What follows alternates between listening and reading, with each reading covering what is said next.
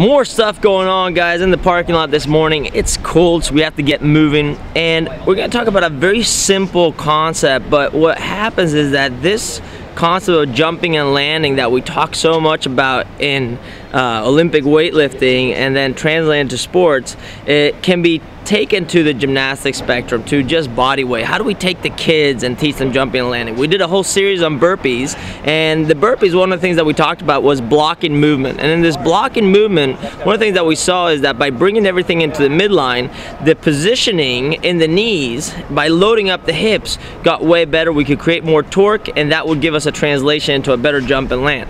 But now, how do we take it into another spectrum where we actually do full range of motion in the hips, where we actually have to go into full depth like in a squat? So what I'm talking about is the following. Can I do an air squat, jump, and then land in the same position? So that's our kind of jumping squats. So jumping squats is just air squatting. That's my air squat. Can I jump and land in that same position? What you'll see is that there's a moment where if I start with my toes straightish forward and I create a lot of torque by pushing my knees out, I can handle that on the descent, I can handle that on the ascent, but as soon as I take off, there's a moment where I'm floating. This moment where you're floating is something we see in gymnastics a lot, that as soon as there's a release, it's hard to control the body. There's a completely different feeling. You're not grounded anymore. Not grounded anymore.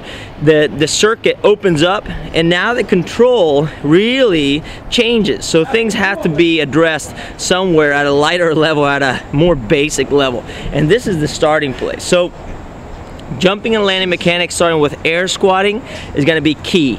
And what we want to practice is the following.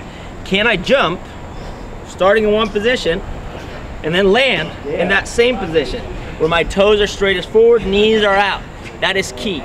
If I have that where I can land in a partial squat kind of with my arms up, then I follow through into my air squat. So it's jump, land, follow through into my air squat.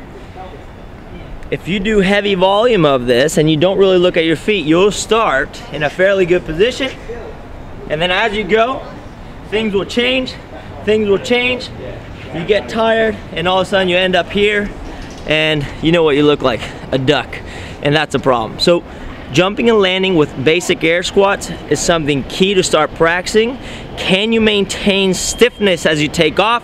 Can you land toes, balls of the feet first, let the heel come down, have everything straightish forward, create torque as you descend to be able to create a transition and send you back up.